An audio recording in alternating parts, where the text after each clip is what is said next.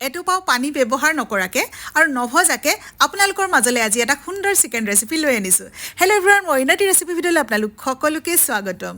এইখিনি চাই কেতিয়াও নালাগে যে একেবাৰে কম সময়ত কম ইনগ্ৰিডিয়েণ্টেৰে বনোৱা এখন চিকেন ৰেচিপি, আৰু এই ৰেচিপিটোত আপুনি একেবাৰে ওচৰত লাগি থকাৰ কোনো দৰকাৰেই নাই। 3 পোৱা লৈছোঁ চিকেন, অকণমান ডাঙৰ ডাঙৰ পিছৰ লেগ পিচকেইটা অকণমান কাট লগাই দিছোঁ, কাৰণ এতিয়া কৰিম মেৰিনেশ্যন যিমানেই ভাল হ'ব সিমানেই চিকেনখন খাবলৈ সোৱাদ লগা হ'ব। আধা চামুচ লৈছোঁ জিৰা, 1 চামুচ লৈছোঁ ধনিয়া, আধা চামুচ লৈছোঁ কাশ্মীৰ মিৰ্চৰ গুড়ি, অকণমান নহৰু পিচা, অকণমান আদা পিচা, লগতে 1 চামুচ নিমখ। এতিয়া ইয়াতে দিম 2 টেবুল স্পুন সৰিয়হ তেল, 2 টেবুল স্পুন নেমুটেঙা ৰস আৰু সৰিয়হ তেলটো দিয়াটো জৰুৰী, কাৰণ মেৰিনেশ্যনটো খুব ধুনীয়া হয় আৰু কিছু সময় ভালদৰে মছলাখিনি যাতে গোটেই চিকেনখিনিত লাগে, তাৰপিছতে ঢাকি ৰাখি দিম 1 ঘণ্টা 2 ঘণ্টা, যিমান সময় থাকিব সিমানেই ধুনীয়া হ'ব। আৰু তাৰপিছত মই প্ৰায় 1 ঘণ্টা ৰখাৰ পিছত মিহিকৈ কটা পিঁয়াজখিনি তাৰ ওপৰত দি দিলোঁ। 3 পোৱা চিকেনত মই দিছোঁ 5টা ডাঙৰ ডাঙৰ আকাৰৰ পিঁয়াজ দিওঁতে কেতিয়াও কৃপণালি নকৰোঁ, যিহেতু পানী ব্যৱহাৰ নহয়, আমাৰ চিকেনৰ গ্ৰেভিটো হ'ব পিঁয়াজৰ পৰাই। এতিয়া 2 হেতা ইয়াতে সৰিয়হ তেল দিছোঁ প্ৰেছাৰ কুকাৰত। এফালে প্ৰেছাৰ কুকাৰটো গৰম হৈ আছে, আৰু যেতিয়া অকণমান ধোঁৱা ওলাইছে তেলখিনিৰ পৰা, তেতিয়া প্ৰেছাৰ কুকাৰটো নমাই আনিলোঁ। এতিয়া অকণমান গৰম হৈ থাকোঁতে তেলত দিলোঁ তেজপাত, লগতে ডালচিনি, শুকান জলকীয়া আৰু কেঁচা জলকীয়া মিহিকৈ কটা। তাৰপিছতে দি দিলোঁ আদা বটা, নহৰু বটা আৰু জিৰা, ধনিয়া, কাশ্মীৰ মিৰ্চৰ গুড়ি, চেম মছলাখিনি মেৰিনেট কৰোঁতে যিখিনি দিছিলোঁ ইয়াতো দি দিছোঁ। এতিয়া নিমখ, ইয়াত লগতে দিছোঁ এতিয়া টমেটো পিউৰে।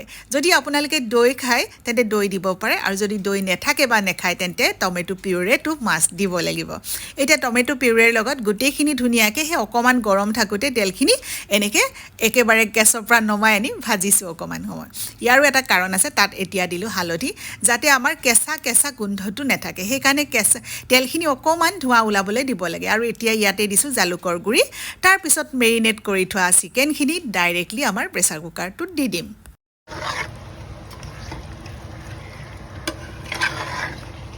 আৰু গেছৰ ওপৰত নুঠোৱাকৈ এতিয়া গৰম মছলাখিনিৰ সৈতে পুনৰবাৰ আমি ভালদৰে লৰাই মেলি দিলোঁ। এতিয়া এটা ডাঙৰ নহৰু তাত দি দিয়ক, গোটেই এটা দিয়ে 2টা দিয়ে, ঘৰত যদি খোৱা মানুহ আছে বেছিকৈও দিব। আৰু এতিয়া চেম নেমু টেঙাৰ ৰসখিনিও অকণমান দি দিলোঁ আৰু ঢাকনিখন লগাই দিলোঁ। আৰু এতিয়া ফটককৈ আমাৰ গেছত উঠাই দি ল' ফ্লেমত ৰাখি মাত্ৰ 2টা চিটি আহিবলৈকে দিলে আমাৰ হৈ যাব এতিয়া চিকেন চম্পাৰণ। চিকেন চম্পাৰণৰ ৰেচিপি আপোনালোকলৈ আজি আগবঢ়াই আনিছোঁ, আৰু ইমানেই ধুনীয়া হৈছে নহয়, ইয়াত কোনো ঝঞ্ঝটে নাই, আপুনি লাগি থাকিব নালাগে, ফটককৈ হৈ যাব। আলহী অতিথি অহা গম পালে আপুনি ফটককৈ বনাবলৈ পাৰিব, কাৰণ আপুনি লাগি থাকিব নালাগে, উঠাই দি আপুনি কথা পাতি থাকক ধুনীয়াকৈ। আৰু চিকেন চম্পাৰণৰ এই ৰেচিপিটো চাই আপোনালোকে কেনেকুৱা পালে জনাব, কাৰণ মই আপোনালোকক এটা ৰীল দিছিলোঁ ফেচবুকত, আৰু সকলোৱে বিচাৰি আছিল, ফোনো আহিছে যে বা সোনকালে আমাক ৰেচিপিটো দিয়ক। আৰু আজি মই বনাইছিলোঁ পোলাওৰ লগত খাবলৈ খুব ধুনীয়া হৈছিলে, আৰু যিহেতু দুপৰীয়াও হৈছে, ভোকো লাগিছে, তেন্তে আপোনালোকক খাই ৰিভিউ দিবলৈকে আছে, কাৰণ আপোনালোকে মোৰ এনেকুৱা ৰেচিপি আৰু লগতে খোৱা ভিডিঅ'বোৰ চাই খুব ভাল পায়। লগতে অকণমান পদিনাৰ চাটনি, আৰু আলহীক যদি বনাই খুৱাই নহয়, আপোনাক প্ৰশংসা নকৰাকৈ নাথাকে, আৰু প্ৰথম বাইটটো মুখত দিয়াৰ লগে লগে সঁচাকৈ মুখত এটা হাঁহি ওলাই যায়। তেন্তে আজিৰ ৰেচিপিটো চাই কেনেকুৱা পালে জনাব। ভাল লাগিলে লাইক, কমেণ্ট, শ্বেয়াৰ কৰিবলৈ নাপাহৰিব। অন্য টিভিটোত লগ পোৱাৰ আশাৰে আজিলৈ আহিছোঁ। বাই বাই, ধন্যবাদ, লাভ ইউ অল।